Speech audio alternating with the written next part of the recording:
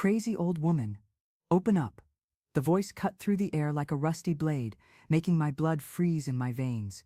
The doorbell wouldn't stop ringing, a shrill and desperate sound that echoed through the house like an inverted cry for help. My grandchildren, 8-year-old Luke and 6-year-old Marina, were sitting on the sofa, eyes wide with terror, the remote control slipping from their small, trembling hands. The cartoon continued playing on the television, but the children's laughter had died, replaced by a heavy and suffocating silence. "Grandma," Luke whispered, his small voice lost in the chaos of screams coming from the street. "Who is it?" I knew exactly who it was. After 40 years, 40 long years building this fortress of peace, he had returned. Claude, my ex-husband. The man everyone believed to be dead, whom I myself had declared dead to the world and to myself. But there was his voice, hoarse from alcohol and time, spilling poison through the solid wooden door that I always kept locked with 3 deadbolts. "Marina, Luke, come here, quick." My voice came out firmer than I expected, masking the earthquake that had settled in my chest. The children ran to me, clinging to my legs like small castaways grabbing onto a life buoy. Their warm, sweaty hands reminded me of what was at stake. It wasn't just about me. It never was just about me. "Helen, I know you're there." His voice pierced the walls like a drill. 40 years, Helen. 40 years you owe me." The floor seemed to sway under my feet. How had he found me? How had he discovered where I lived? And why now, precisely now when I thought I had finally built something beautiful over the ashes of the past? I took the children to the back room, away from the front door, away from his voice. "Stay here," I ordered, trying to sound calm. "Don't come out. No matter what happens, don't leave this room." "But Grandma." "No buts." I closed the door and placed a chair under the handle. My hands trembled like leaves in the wind, but my determination was solid as granite. He wouldn't touch them. Never. I returned to the living room, where the screaming continued. I sat in my rocking chair, the one that had comforted me on so many lonely nights, and closed my eyes. The memories came like a flood, carrying me back in time to the 25-year-old young woman I had been. It was 1985. I was pregnant with my second daughter, Carol, my round belly pressing against the floral apron while I prepared dinner. Claude had arrived home later than usual, his breath heavy with beer and anger. Always anger. Little Anna, then 3 years old, was playing on the kitchen floor with rag dolls that I had sewn myself. "Where's my dinner?" he roared, and I felt the familiar tightness in my stomach. It wasn't the first time. It wouldn't be the last. "It's ready, honey," I replied, serving the plate with hands that already trembled in anticipation. But it wasn't about the food. It never was about the food. "Ready." He grabbed the plate and hurled it against the wall. The sound of breaking dishes made Anna cry. "This isn't food. This is garbage. You're useless, Helen." The words cut deeper than any knife. But it was his fists that left visible marks. First on my face, then on my arms, finally on my rounded belly. Anna screamed in the corner, a small witness to violence that no child should see. "Stop, please," I begged, protecting my belly with my hands. The baby. He laughed, a cruel and empty sound. "Maybe I'm doing a favor. One more useless mouth to feed." That night, I bled. Carol was born premature 2 weeks later, small and fragile, fighting to survive. The doctors said she would have lasting effects, developmental problems for life. Looking at that small, defenseless being in the incubator, I promised I would never again allow him to hurt us. But promises are easier to make than to keep. For the next 15 years, I lived in a glass prison. On the outside, we were the perfect neighborhood family. Claude, the dedicated worker.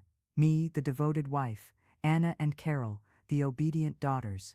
Inside, we lived in hell. He was smart. He knew exactly where to hit, to not leave visible marks. He knew which words to use to destroy me from within, keeping the facade intact on the outside. "No one would ever believe you," he whispered in my ears when he left me on the kitchen floor, sobbing. "Look at yourself. Who would want something like this?" I believed. For years I believed I deserved every punch, every humiliation, every night sleeping on the sofa because he had locked the bedroom door. The girls grew up thinking that was normal, that all fathers yelled, that all mothers cried, hidden in the bathroom. Anna became shy and withdrawn, always trying to be invisible to not awaken her father's wrath. Carol, with her learning difficulties, was his favorite target. Stupid like her mother, he would say. And I saw the light going out in my little daughter's eyes. The turning point came on a stormy night, in 2000. Carol had spilled a glass of milk during dinner, and Claude exploded. But this time, it was different. This time, he didn't come after me. He went after her. "You useless girl," he yelled, grabbing the 15-year-old by the arm. "Can't even hold a glass properly." "Claude." "No." I threw myself between them, but he pushed me so hard I hit my head on the wall. "Today you'll learn not to be an idiot like your mother," he said, dragging Carol to the bedroom. Anna started screaming. I got up, dizzy, blood running from my forehead. That's when I saw the kitchen knife on the counter. My hand closed around the handle, as if it had a will of its own. Not to hurt him. Never to hurt him. Just to protect my daughter. Let her go. My voice sounded different, lower, more dangerous. Claude turned, saw the knife in my hands, and laughed. You're going to threaten me?" He released Carol and walked toward me. "You don't have the courage to kill a cockroach. Let alone." "Let her go," I repeated, and this time he stopped. There was something in my eyes he had never seen before, something that made him step back. "Have you gone crazy?" "No." I woke up. That night, after he fell asleep drunk on the sofa, I took the girls and fled. I didn't take anything but the clothes on our backs, and the savings I had hidden under Carol's mattress for years. 5-cent coins, crumpled $1 bills, money I hid, every time there was change from groceries. My freedom cost $342. We went to my sister Miriam's house, on the other side of town. She welcomed us without questions, her silent anger more eloquent than 1,000 words. "You should have come sooner," was all she said, hugging the girls as if she wanted to protect them from all the storms in the world. Claude looked for us. For weeks he appeared at places where we might be: at the girls' school, at the market, at church. Always with flowers, always with excuses, always with promises. "It was just a moment of weakness," he would say.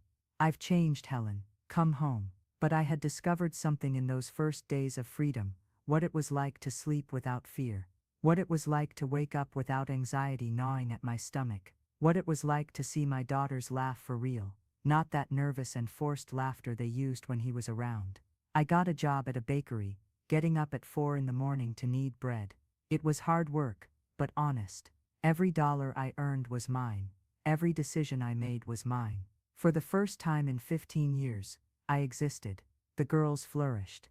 Anna began to talk more, to make friends at the new school. Carol, with patience and love, began to overcome her difficulties. I discovered it wasn't stupidity, as he always said, it was just a different way of learning, and when someone cared enough to teach the right way, she was brilliant. 2 years later, the news came. Claude had died in a car accident, driving drunk on a dark road.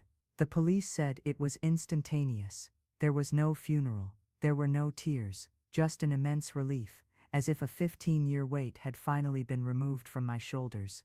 "He can't hurt us anymore," I told the girls that night, hugging them in the small apartment we had rented. It was just 1.5 rooms, but it was ours. Never again, and he didn't hurt us. For 40 years we built a new life. Anna became a teacher, married a gentleman named Robert, and gave me 2 wonderful grandchildren. Carol, my special warrior, opened a small craft store, where her unique creations found admirers and loyal customers. She never married, but she was happy, and that was all that mattered. I continued at the bakery until I retired, but always kept a small garden in the backyard. Tomatoes, lettuce, some flowers. Plants responded to love the same way people did with growth, with beauty, with abundant life. If you've made it this far in this story, I ask that you subscribe to continue following stories like this, where I share the deepest lessons life has taught me. Each story is a window into the strength that exists within each of us.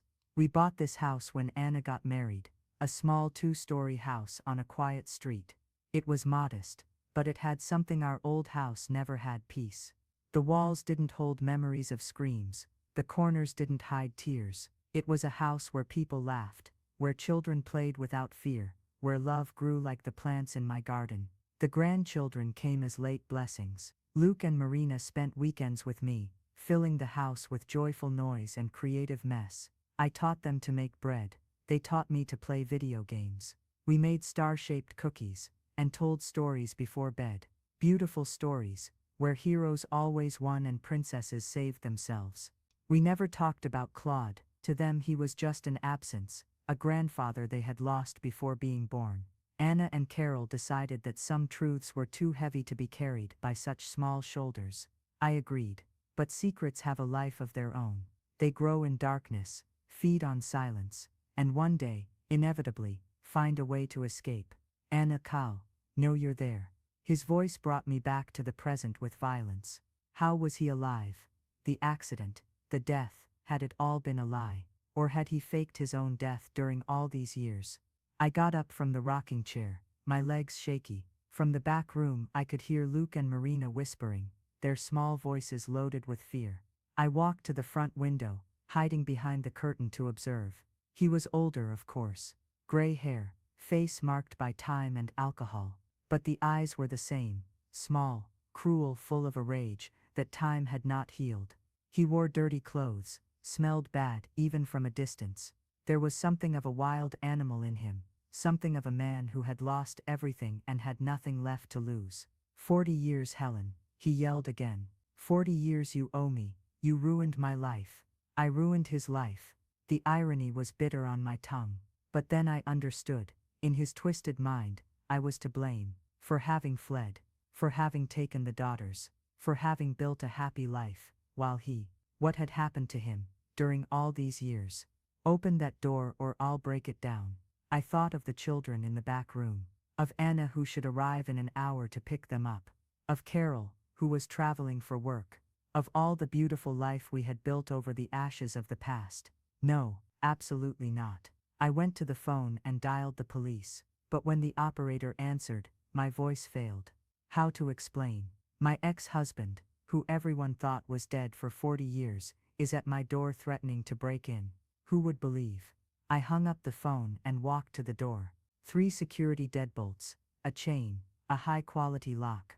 I had turned this house into a fortress, but fortresses can become prisons when the enemy is outside. Claude, I said, pressing my forehead against the cold wood. My voice cut through the door like a blade. Go away. The silence that followed was more frightening than the screams. Then his voice, lower, more dangerous. Helen, my dear wife, you haven't changed at all. Always bossy, always thinking you're in charge of me. Go away. I can't.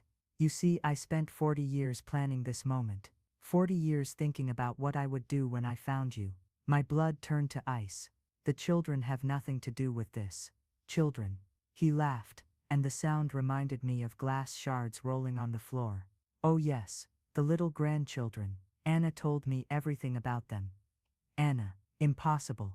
Anna would never, but then I understood. He had been watching, studying, planning. For how long? Weeks, months, years. You know what hurts me most, Helen? His voice was closer now, as if he were leaning against the other side of the door. It's that you succeeded. You managed to be happy. You managed to raise the girls. You managed to have a good life. While you what? While I lived under bridges. While I begged for food. While I lost everything, because of you. Guilt tried to infiltrate my chest like toxic smoke, but I expelled it. No, not after so much time, not after so much growth. You lost everything, because of your own choices, I replied, surprising myself with the firmness of my voice. I just saved myself, and saved my daughters. Your daughters. The scream was so loud it made the house windows tremble. They're my daughters too. In the back room, I heard Marina cry. Luke tried to comfort her, his 8-year-old voice trying to be brave. Don't cry, Marina. Grandma will take care of us. Yes, I would. I walked to the kitchen, and grabbed my cell phone. But instead of calling the police, I called Anna. Mom? Good. I was already leaving to pick up the children. Anna, listen carefully. Don't come home. Not now.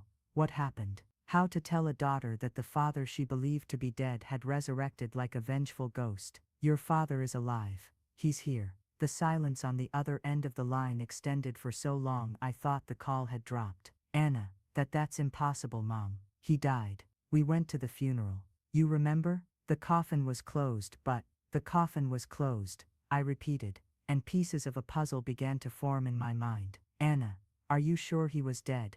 The death certificate, the documents. Mom, he's been dead for 40 years, but I knew, deep in my heart, that he had never died. Not really. Men like Claude don't die easily. They're like weeds, always finding a way to come back, always adapting, always surviving.